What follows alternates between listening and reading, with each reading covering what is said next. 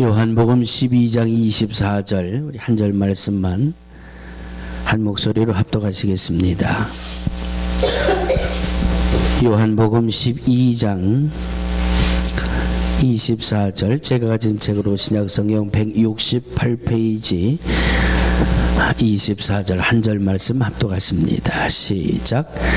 내가 진실로 진실로 너희에게 이르노니 한 알의 밀이 땅에 떨어져 죽지 아니하면 한 알 그대로 있고 죽으면 많은 열매를 맺느니라. 이 말씀은 살아계신 하나님의 말씀입니다. 아멘. 이상열 목사님 오르셔서 본문을 통해서 한 사람 제목으로 귀한 말씀 전해 주시겠습니다. 목사님 단에 오르실 때 할렐루야 아멘 우리 큰 소리로 목사님 영접하시겠습니다. 할렐루야.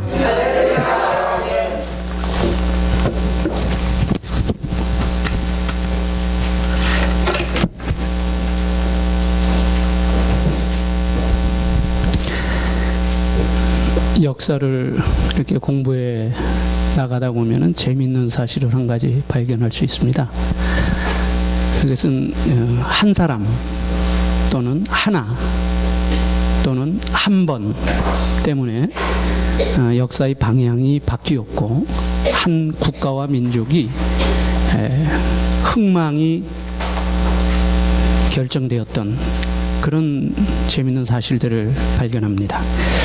1645년 영국에서는 찰스 1세의 왕정이 올리버 크로멜의 공화정으로 바뀌게 되는 사건이 일어났습니다. 그러면서 그때부터 우리가 잘 아는 그 민주주의 기틀이 만들어지기 시작했는데 이것이 한 표 차이였다는 겁니다. 91대 90. 프랑스가 왕정에서 공화정으로 바뀐 것도 한 표 차이였고요. 그다음에 1923년도 독일의 아돌프 히틀러가 나치당의 당수로 당선되는데도 한 표 차이로 당선이 되었고 히틀러가 나치 당을 장악하면서 그는 개인적인 야욕으로 2차 대전을 일으켜 엄청나게 많은 사람들이 고통을 당했던 그런 사건을 우리는 압니다. 우리가 사는 이 미국에도 1776년도에 이 펜실베니아에서 중요한 투표를 한번 한 적이 있습니다.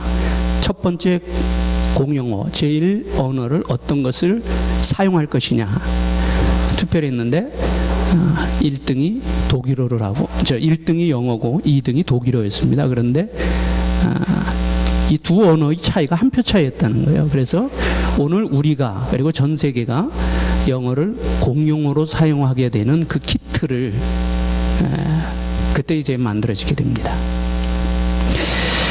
성경에서도 마찬가지입니다. 성경에서도 한 사람에 대한 그 이야기들이 계속해서 반복되고 있습니다. 아담, 노아, 모세, 아간, 엘리야, 마리아, 세례 요한, 사도 바울 이 한 사람을 통해서 하나님이 엄청난 역사를 이루셨던 것을 우리는 잘 봅니다. 누가복음 15장에는 우리가 잘 아는 중요한 세 가지 비유가 기록되어 있습니다. 잃어버린 양, 잃어버린 드라크마, 잃어버린 아들. 이 세 가지 비유의 공통점이 하나가 있습니다. 그것은 하나 그리고 잃었다가 다시 찾았다고 하는 하나의 중요성을 강조하는 예수님의 의미, 교훈이 이 세 가지 비유 속에 들어있다는 것을 우리는 볼 수가 있습니다. 오늘 본문에서도 많은 열매는 한 알의 밀로부터 시작된다. 한 알의 밀로부터 시작된다고 말씀하시면서 대부분의 사람들이 하찮게 여기는 그 하나의 중요성을 예수님이 지금 강조하고 계신다고 하는 말입니다. 세상 사람들은 크냐, 작으냐, 많으냐, 적으냐 여기에 관심이 굉장히 많이 가지고 살아갑니다. 그런데 우리 하나님은 그렇지 않다는 거예요. 우리가 하나님을 오해하는 경우들이 굉장히 많습니다. 크면은 하나님이 기뻐하시겠지, 많으면 하나님이 기뻐하시겠지 이렇게 생각을 합니다. 그런데 그럴 수도 있지만 그렇지 않을 수도 있다는 거예요. 그래서 하나님께서는 90% 헌신된 100명보다 100% 헌신된 한 명을 찾는다는 거예요. 이게 성경의 원리입니다. 우리가 이걸 모르기 때문에 무조건 많이 모이면 하나님이 기뻐하시고 영광 받으실 거야. 그렇게 일방적으로 생각을 하는 실수를 종종 범한다고 하는 말입니다. 자, 그러면 오늘 우리 같이 봉독한 성경 속에서, 본문 속에서, 본문을 통해서 그 성경에서 한 사람 때문에 일어났던 사건들을 찾아보면서 새로 시작한 2013년도는 우리가 이 하나의 밀과 같은 삶을 결단하는 그런 귀한 시간이 되기를 바랍니다. 자, 한 사람 때문에 주위 모든 사람들이 복을 받았던 사건이 있었습니다. 고대 역사 초 강대국이라고 구분되는 애굽에서 있었던 일입니다. 부모의 사랑을 독차지하고 살던 요셉이 어느 날 형들의 시기 질투로 인하여 은20의 애굽 상인들에게 팔려 13년 동안 파란만장한 삶을 거기서 보내게 됩니다.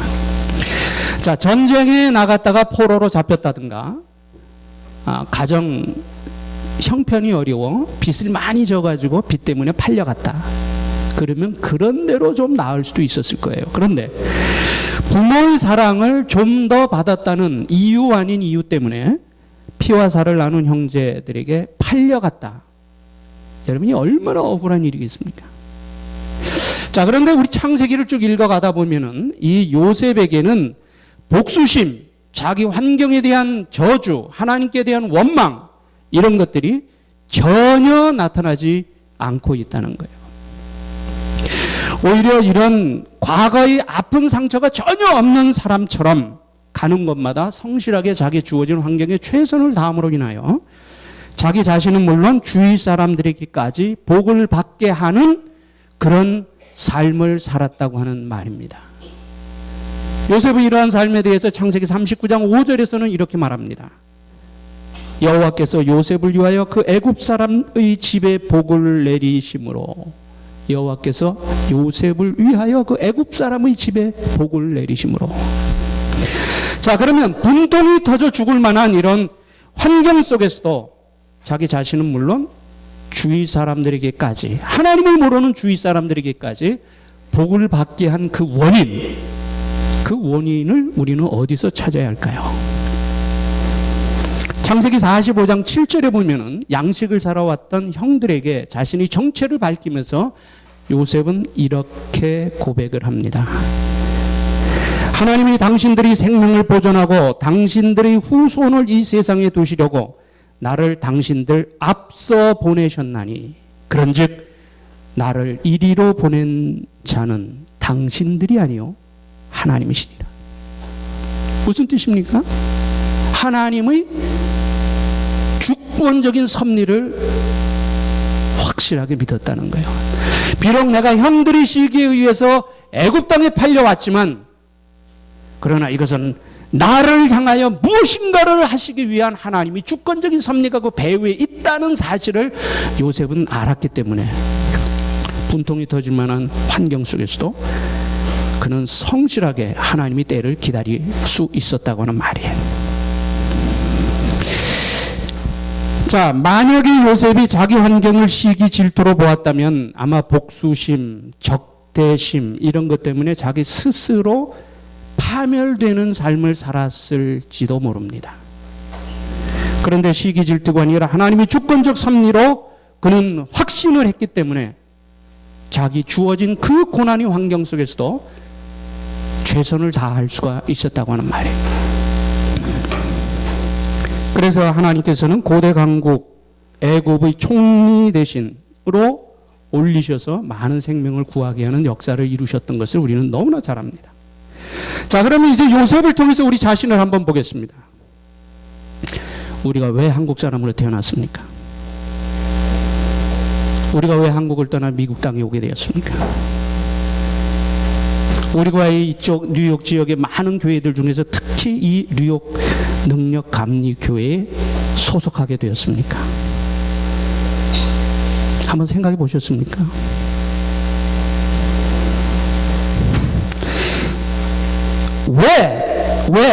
왜 라는 것에 대한 분명한 자기 해답을 가지고 살아야 거기서 삶의 목적, 삶의 가치가 발생된다는 거예요. 우리가 나름대로 미국이 이민 온 목적을 물으면 다 다르게 되면 뭐 아메리칸 드림을 위해서, 자녀 교육을 위해서 등등 여러 가지 이유를 합니다. 그러나 그 모든 것을 배후에는 하나님의 주권적인 섭리가 있다는 것을 확실히 고백할 때 우리는 우리 삶에 최선을 다해 충실할 수 있게 된다고 하는 거예요. 어쩌다 보니까 아니에요. 우리 예수 믿는 사람들이 삼가해야 될 많은 말들이 있습니다. 그 중에서 하나가 뭔지 아세요? 우연이라는 말입니다. 여러분, 우리 예수 믿는 사람들이 절대 이 우연이라는 말을 써서는 안 돼요. 여러분, 세상에는 우연이 되어지는 것이 하나도 없어요. 모두가 하나님이 계획 속에 되어지는 필연적인 사건들이라는 거예요. 나 오늘 마켓 갔다 우연히 그 사람 만나. 천만에 그게 왜 우연입니까? 그 시간에 내가 거길 갔고 그 시간에 그 사람이 거길 왔기 때문에 만난 거예요. 이게 필연적 사건이지 이게 어떻게 우연이에요? 우연이라는 것에는 절대로 목적과 가치가 발생되지 않습니다. 여러분, 우연이라는 말 쓰지 마세요.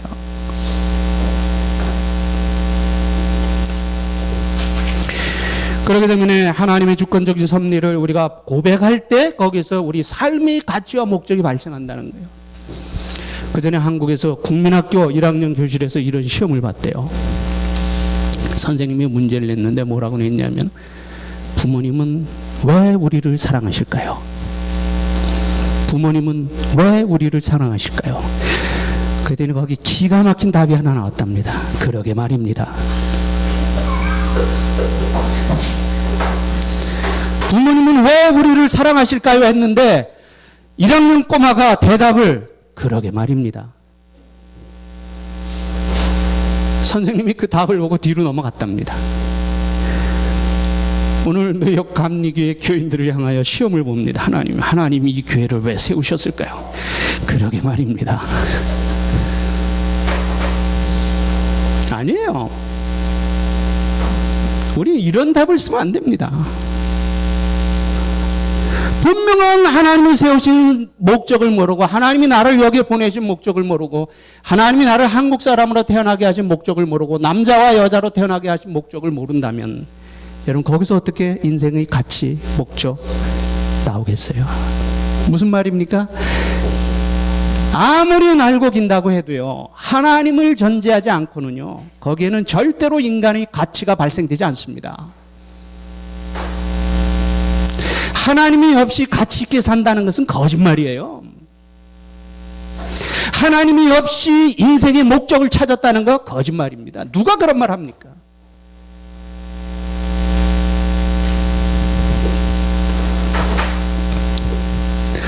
여러분은 무엇 때문에 살아가십니까?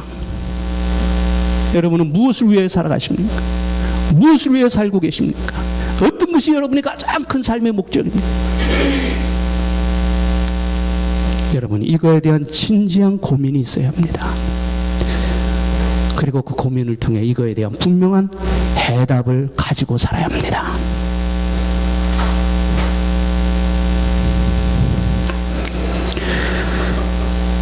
(2013년에는) 요셉과 같이 우리 각자를 향한 하나님의 주권적 섭리를 깨닫고 하루하루 기쁨과 감사와 소망 속에 살아가시는 삶이 되시기를 주님 여러분 축원합니다. 그 다음에 두 번째로, 한 사람 때문에 민족이 심판 직전에 용서받았던 사건이 있습니다. 이스라엘 백성들이 해방되어 가나안을 향해 가던 그 과정, 광야에서 일어났던 사건입니다. 시내산에 도착했어요. 모세는 말씀을 받으러 시내산에 올라갔죠. 40일 거기 있었습니다. 내려오지 않아요. 이스라엘 백성들이 모세가 내려오지 않으니까 죽었나 보다, 무슨 병고가 생겼나 보다 하면서 아론에게 찾아와서 자기들을 인도할 신을 만들어 달라고 합니다. 아론은 그 이스라엘 백성들의 요구를 거절하지 못하고 금송아지를 만들어 줍니다. 이걸 하나님이 다 보셨죠. 요새 애들 하는 말로 하나님이 열받으셨어요. 하나님이 진노의 모습을 출애굽기 32장 10절에서는 이렇게 표현합니다. 그런즉 나대로 하게 하라. 내가 그들에게 진노하여 그들을 진멸하고 너로 큰 나라가 되게 하리라. 하나님이 얼마나 진노하셨으면 모세에게 이런 말씀하셨겠어요. 그때 모세가 하나님께 기도하죠. 32장 12절 이 백성의 죄를 사하여 주옵소서. 그렇지 않으면 주의 거룩하신 책에서 내 이름을 지워버려 주옵소서. 여러분, 이건 보통 사람은 할 수 없는 기도예요.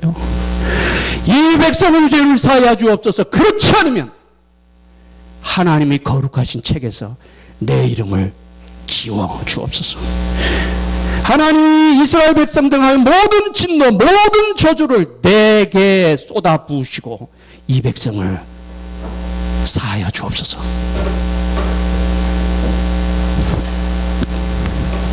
생명을 건 모세의 간절한 기도가 민족 전체를 구해냅니다. 그렇죠? 그러면 우린 여기서 모세가 생명을 걸고 이렇게 하나님께 기도하게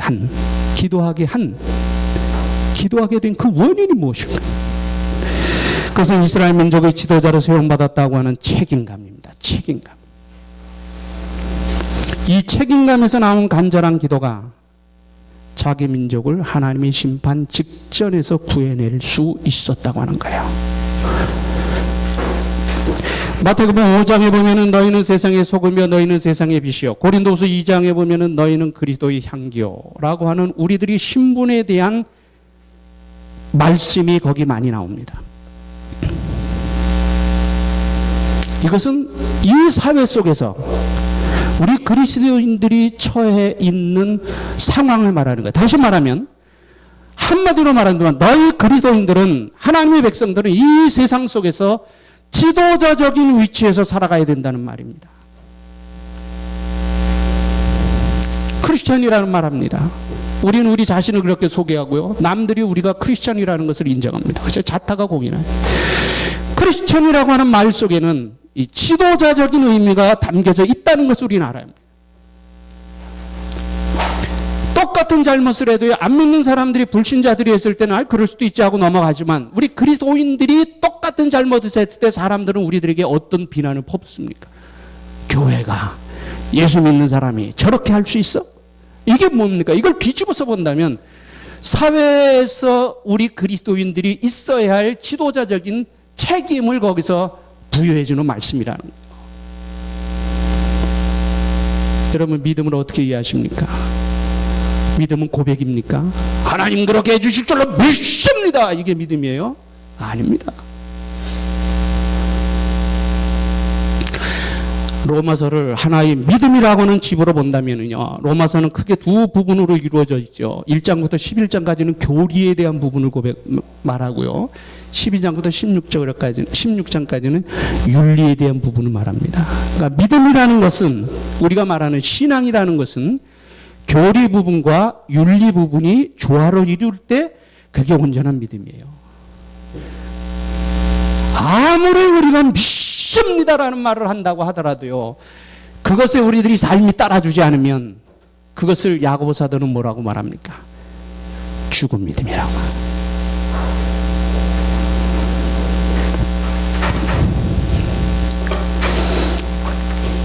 그러게 되면 오늘 우리들이 이 세상에서 살아가는 책임이 있다는 거예요. 나는 그리스도인이고 하나님의 백성이고 예수 믿는 사람이고 천국의 소망, 이거에 대한 책임의식이 분명히 있어야 우리가 하나님의 영광을 증거하며 살아갈 수가 있다는 거예요. 남도 다 하는데 아니라는 거예요. 남은 다 해도 우리 그 예수 믿는 사람들은 그렇게 하면 안 됩니다. 남이 화난다고 해서 우리가 화내고요, 남이 거짓말한다고 해서 우리도 거짓말 아니에요. 남이 할지라도 우리는 그렇게 하면 안 된다는 거예요. 이게 안 되면 나 한 사람으로 그치는 것이 아니라 나의 그러한 잘못된 생각과 삶을 통해 누가? 하나님이.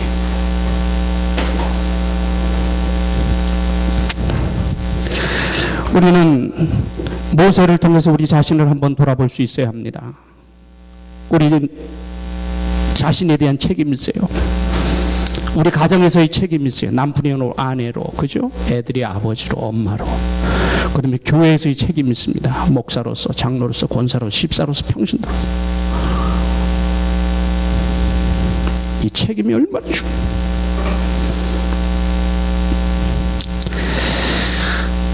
2013년 하나님이 우리에게 허락하셨다는 것은 어떻게 보면은 복입니다. 그렇죠? 하나님이 또 1년을 살 수 있도록 우리 생명 연장의 환경을 만들어 주셨다는 것을 통해서 볼 때는 복이에요. 그러나 다른 면에서 볼 때는 그것은 하나님 앞에서 우리에게 부과된 책임입니다. 2013년을 우리는 잘 관리해야 합니다.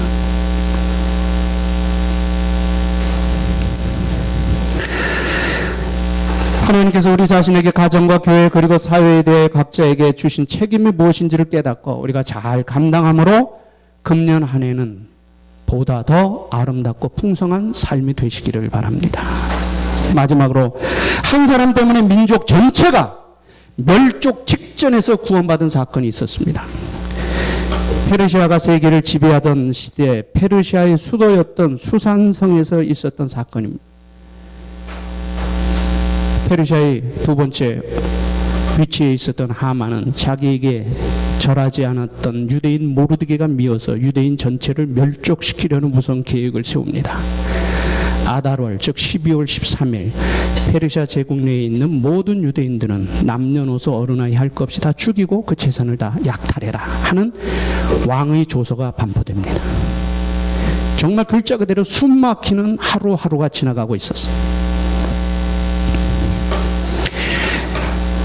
이 사건은 한 민족이 멸족당하는 사건으로 끝나는 사건이 아니었습니다. 만약에 이때 하만이 계략대로 유대인 전체가 멸족을 당했다면 유대인으로 세상에 오실 예수 그리스도께서 오실 수가 없었죠. 예수 그리스도께서 세상에 오시지 못했다면 우리의 구원은 이루어지지 않았을 거라는 가정적 결론입니다. 그렇기 때문에 하만을 앞세워 사단이 하나님의 구원 역사를 깨려고 하는 엄청난 계략이 이 사건 뒤에 숨어 있었다는 거예요.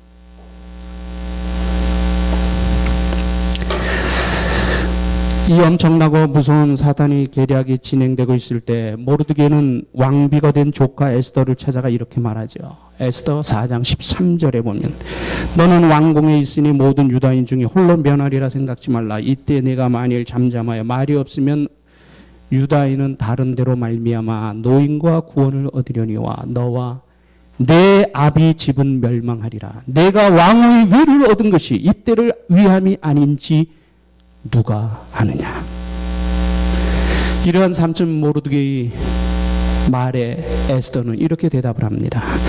당신은 가서 수선에 있는 유다인을 나모으고 나를 위하여 금식하되 밤낮 3일을 먹지도 말고 마시지도 마소서. 나도 나의 시녀로 더불어 이렇게 금식한 후에 규례를 어기고 왕에게 나아가리니 죽으면 죽으리이다. 에스더는 자기 민족을 위하여 죽을 각오를 하고 왕에게 나아가 동족 유대인의 생명을 구하겠다고 결단을 하죠. 이때의 왕이 아하수에로죠. 아하수에로. 그 세계 역사에는 크세르세스라고 되어 있습니다. 세계 역사에 크세르세스인데 이것이 히브리식 발음으로 하면 아하수에로가 됩니다. 또 하나님의 섭리죠.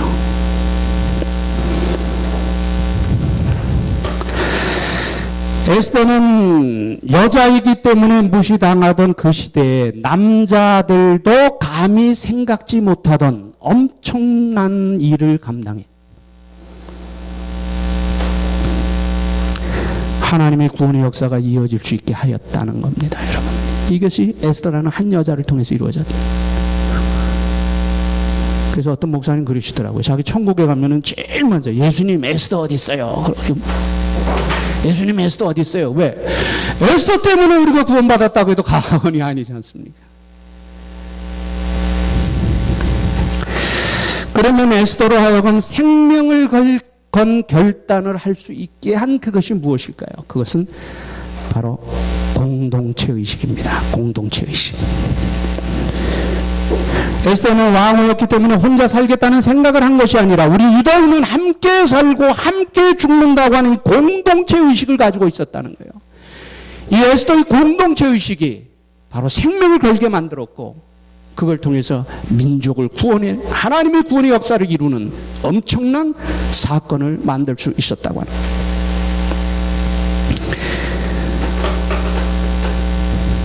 의무라는 말이 있습니다. 마땅히 해야 할 일, 하지 않으면 어떤 불이익이나 제재가 가해지는 행위, 그걸 의무라 그러죠. 의무에 반대되는 말이 권리죠. 그런데 중요한 것은 권리보다는 의무가 앞서야 된다는 거예요. 권리보다는 의무가 앞서야 된다. 그런데 의무는 뒤로하고 사람들이 각자 자기 권리만 주장할 때 공동체는 혼란에 빠져버리게 됩니다. 여러분, 희생, 헌신, 봉사, 충성, 사랑, 자비, 긍휼 이런 것들, 이거 다 공동체를 세우는데 필요한 말들입니다. 그렇죠? 그런데 이 말은, 이 공동체를 세우는데 필요한 말들은 권리에서 나오는 것이 아니라 의무에서 나온다는 말입니다. 의무에서 이런 공동체를 세울 필요한 단어들이 만들어진다는 얘기입니다. 권리보다 의무를 먼저 생각할 때 우리 가정과 우리 교회와 이 사회가 더욱더 건강하게 세워진다고 하는 말입니다. 여러분, 우리 인간은 두 가지로 만들어졌다는 거 잘 아시지 않습니까? 영혼과 육체. 마찬가지로 하나님께서는 우리들이 살아가는데 두 가지 중요한 공동체를 주셨죠. 교회와 가정. 그래서 우리 육은 가정을 통해서 안식을 얻고 우리 영혼은 교회를 통해서 안식을 얻습니다. 그래서 가정만큼 교회도 중요하고 교회만큼 가정도 중요하다는 이 두 가지 조화로운 고백이 우리들에게 있어요. 근데 저는 어렸을 때부터 교회 일은 하나님 일이라 중요하고 집에서 빨래하고 밥하고 하는 거는 세상 일이다, 이런 이원론적인 그런 생각을 가지고 우리는 신앙생활을 배웠습니다. 근데 나중에 보니까 그것이 잘못됐더라고요. 교회만큼 가정이 중요하고 가정만큼 교회도 중요하다. 이게 성경이 우리들에게 가르쳐주는 하나님의 메시지. 자, 그러면 에스더를 통해서 우리 자신을 보겠습니다. 우리 모두 에스더와 같은 공동체 의식으로 우리 육적 공동체인 가정, 그리고 우리 영적 공동체인 지금 여러분의 교회를 더욱 건강하고 튼튼하게 세워가야 합니다.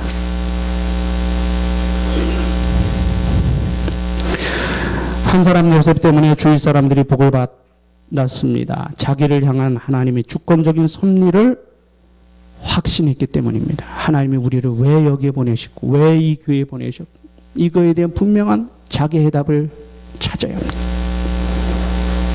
그래야 거기서 우리가 살아가는 삶의 목적, 가치가 발생합니다. 한 사람 모세 때문에 한 민족이 심판 직전에서 용서를 받습니다. 지도자로 세움을 받았다고 하는 책임의식입니다. 우리 모두는 하나님 앞에서 이 세상 사람들에 대한 지도자입니다.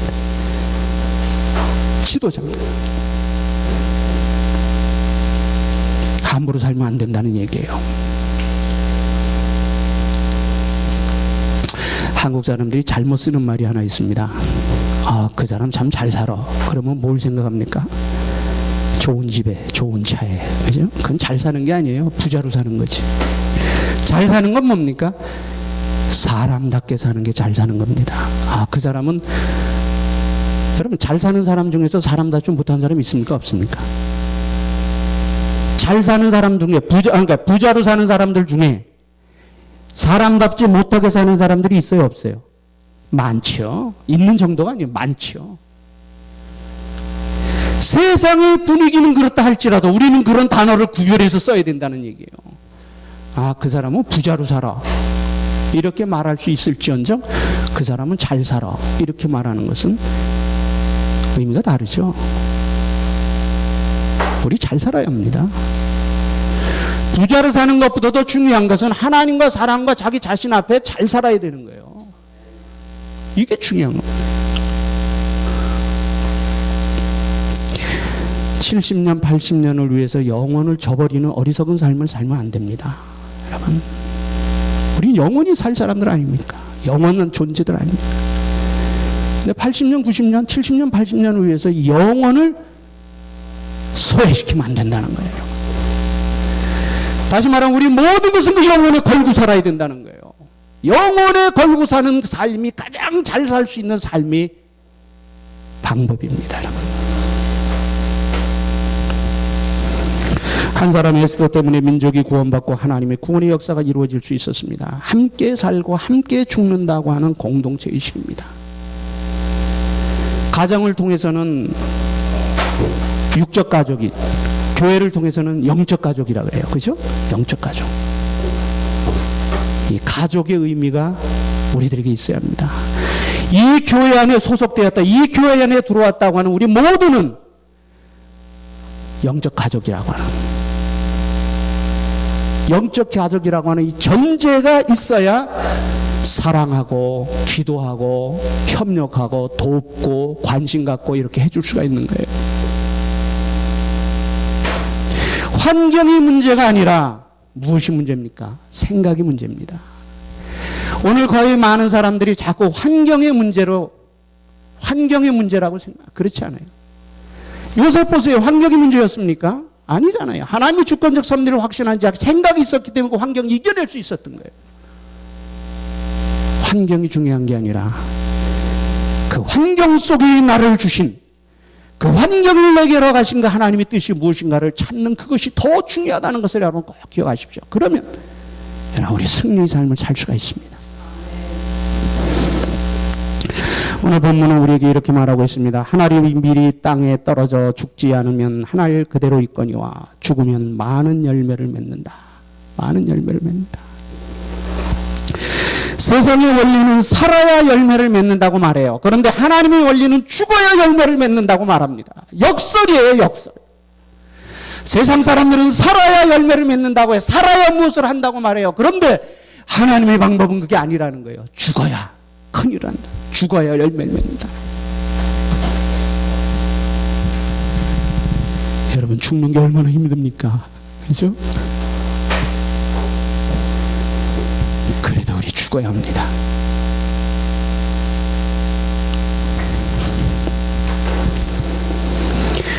하나님이 주권적 섭리의식, 하나님이 왜 나를 여기까지 이런 모습으로 인도하셨는가에 대한 분명한 자기 해답이 있어야 합니다. 책임의식이 있어야 합니다.